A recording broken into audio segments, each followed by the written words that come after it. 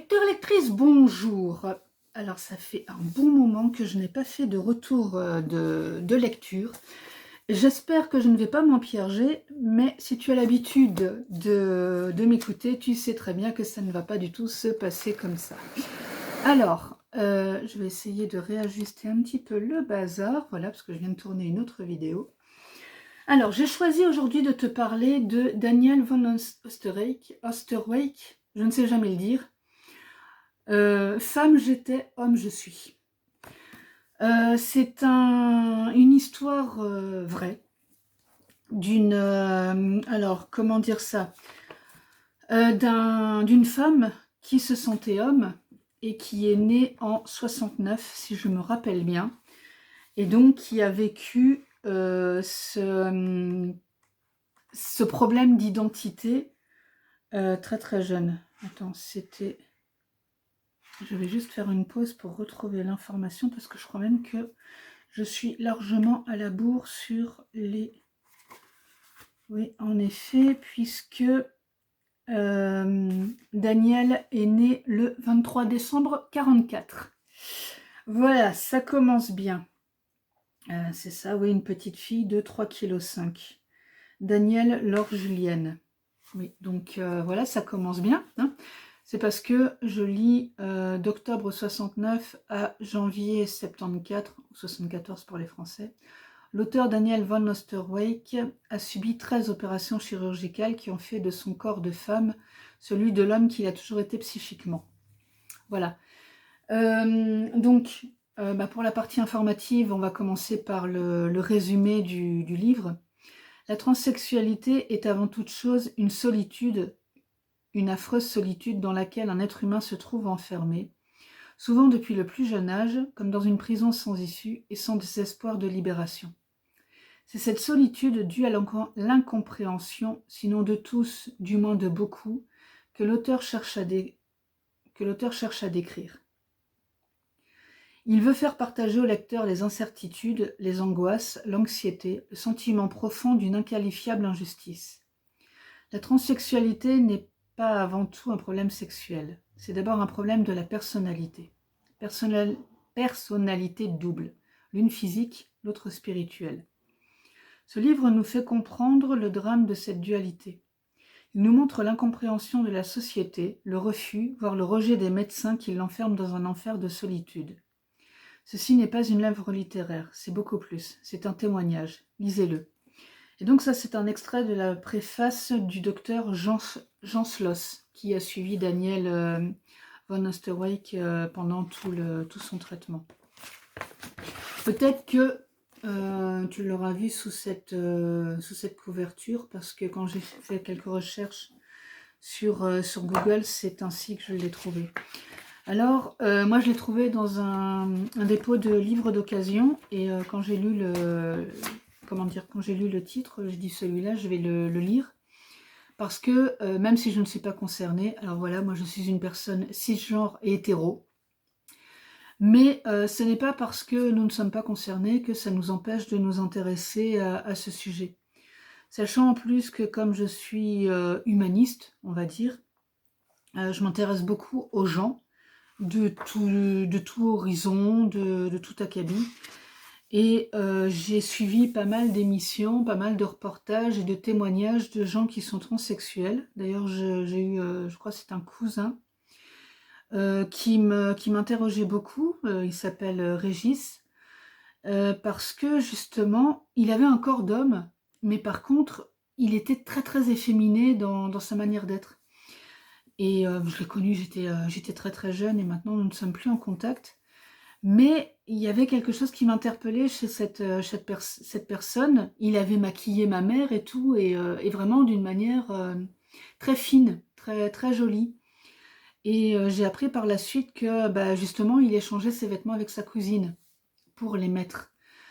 Et peut-être que ça, justement, ça m'a particulièrement touchée quand j'étais plus petite. Et du coup, après, je me suis intéressée à ce problème que rencontrent les gens. Et justement, comme on en parle de plus en plus, j'ai trouvé intéressant de m'intéresser aussi par le biais de livres et de témoignages, sachant que ce témoignage est très très touchant. Il a été publié en 1975 ou 75 pour les Français. C'est un avocat belge qui l'a écrit.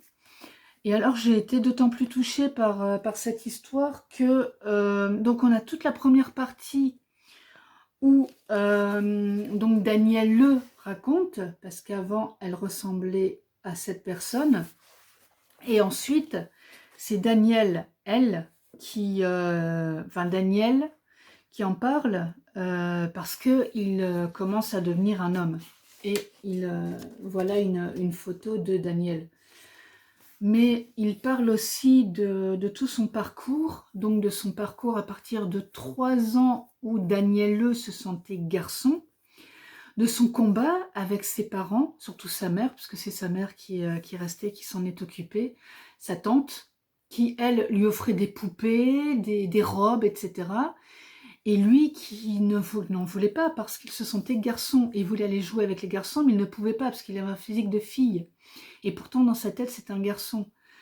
Il a voulu se faire couper les cheveux, mais ça a été un combat avec sa mère parce que, comme on voit sur la couverture, quand on coupait les cheveux à cette époque pour les filles, on ne pouvait pas dégager les oreilles. Jusqu'au jour où elle a décidé de se faire dégager les oreilles, un peu comme ça, et que ça a été un scandale pour sa mère, mais pas uniquement pour sa mère, pour les autres autour, parce que, étant donné que cette femme se comportait comme un homme, ça posait un problème à beaucoup de gens, parce qu'une femme, de son apparence et de par son sexe, devait se comporter en femme.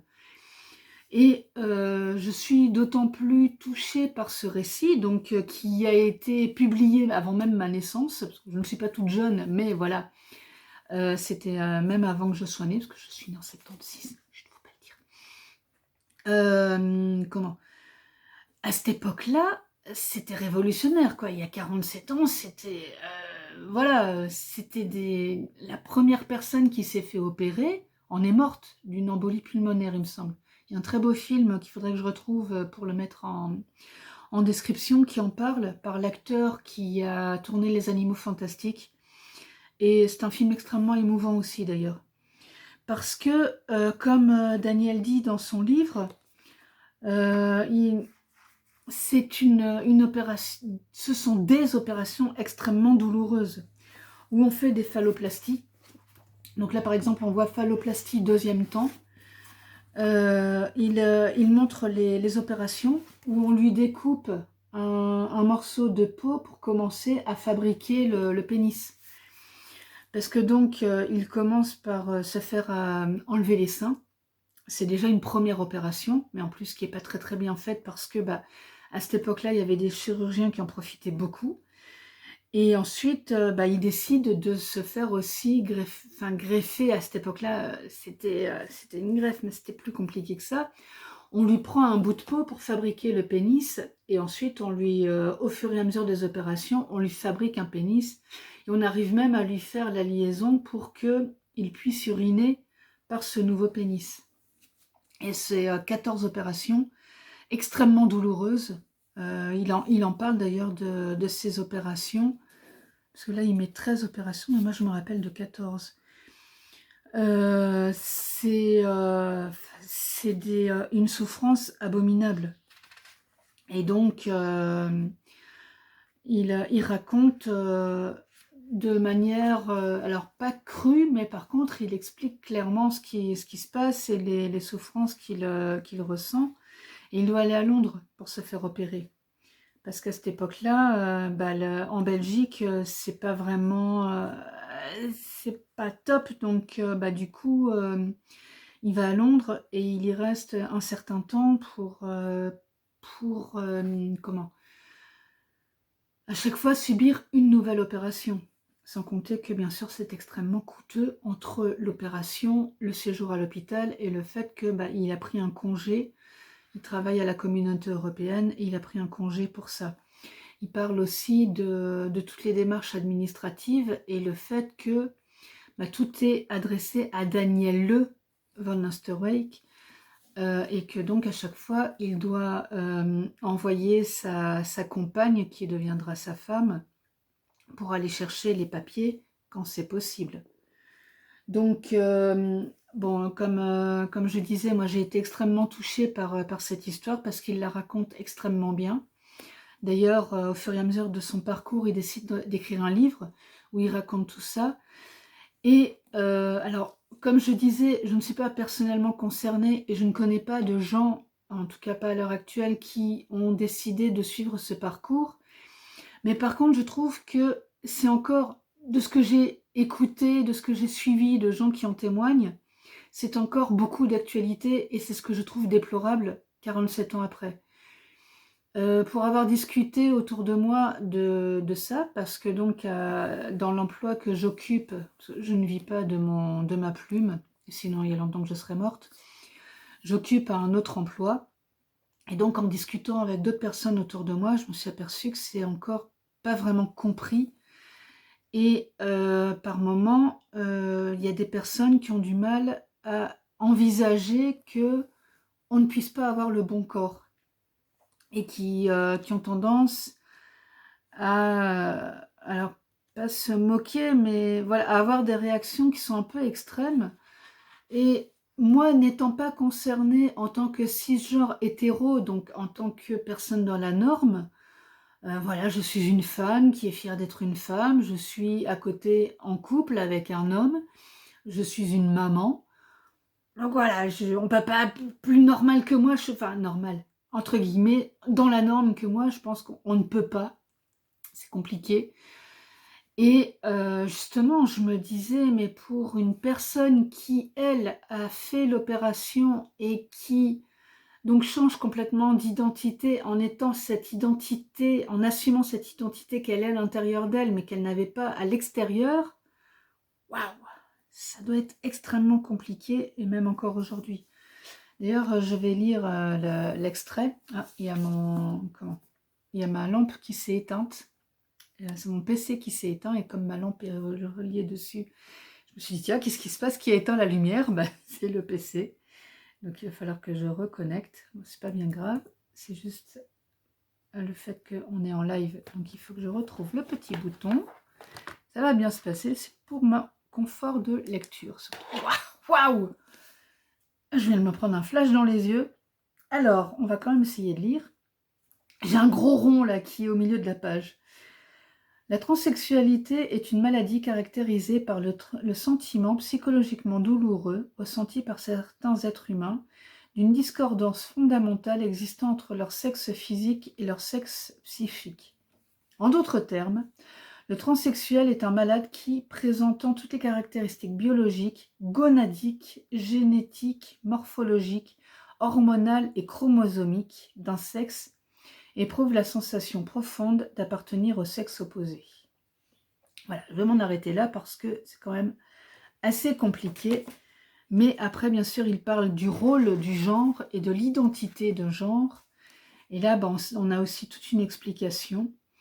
Je pense que je vais mettre quelques liens pour creuser un petit peu le sujet. À défaut de retrouver le bouquin, qui j'espère est encore disponible au moins d'occasion, parce que c'est vraiment un bouquin qui mérite qu'on se penche dessus. Et sinon, il y a certainement de la littérature sur le sujet. Je n'ai pas encore vraiment regardé parce que bah, j'ai une pile de livres à lire encore et une pile de livres à chroniquer qui est quand même assez fameuse. Donc voilà. Mais en tout cas, oui, je reparlerai de ce sujet sur ma chaîne. Parce que voilà, par exemple, voilà le type d'opération que les femmes subissent pour avoir un pénis. Je ne parle pas des opérations que les hommes subissent pour avoir une vulve et qu'on leur greffe une poitrine, parce que c'est pareil, ce sont des opérations qui sont très lourdes et extrêmement douloureuses.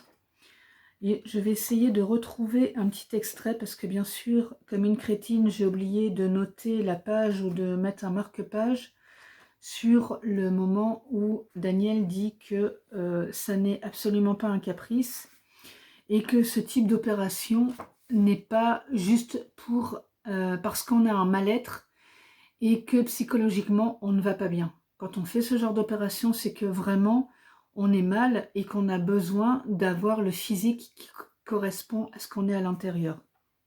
Donc je vais faire une petite pause, le temps de retrouver mon petit extrait.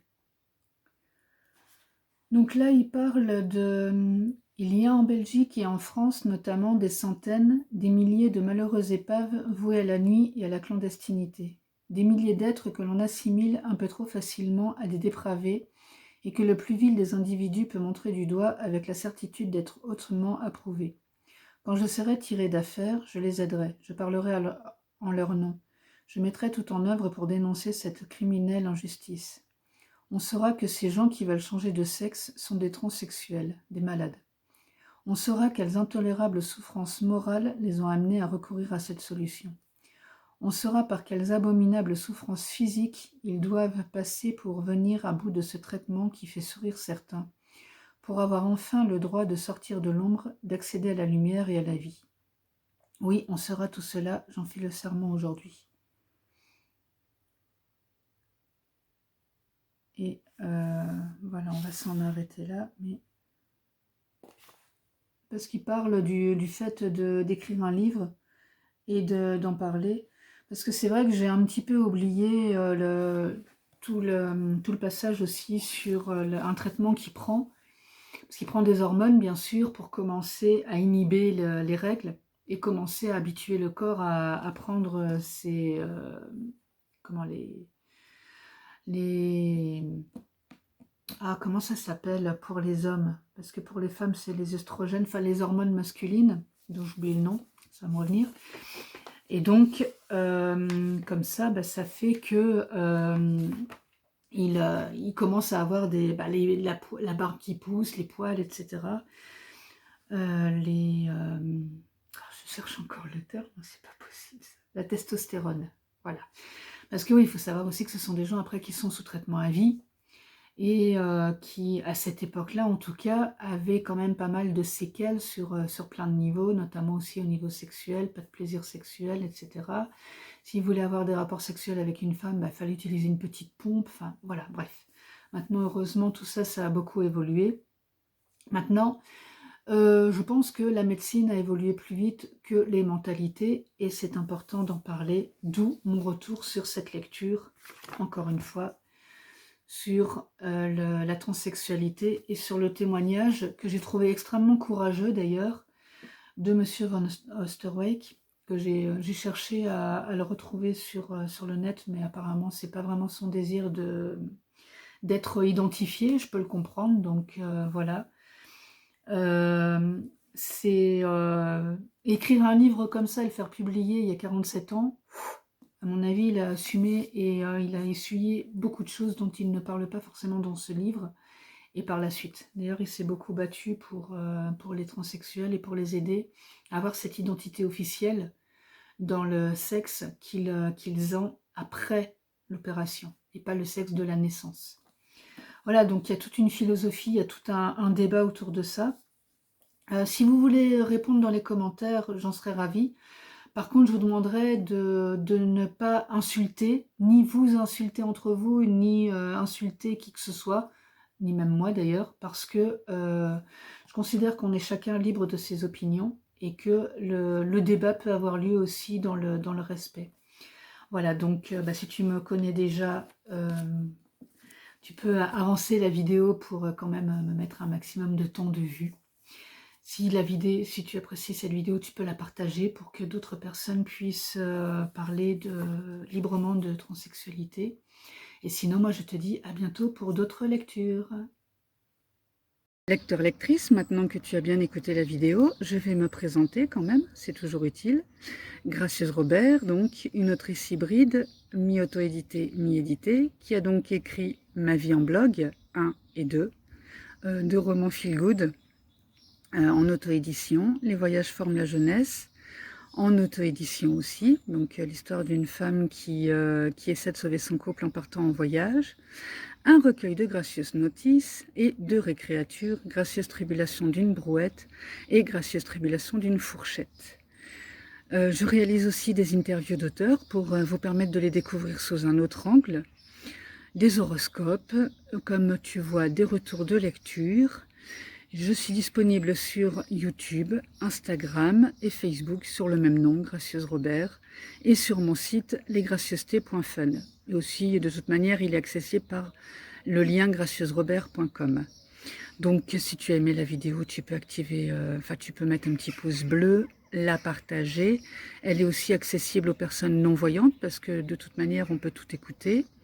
Activer la cloche pour suivre mes activités en mettant avec la petite fonction Instagram. Oh là là, avec la petite fonction pour les suivre en priorité.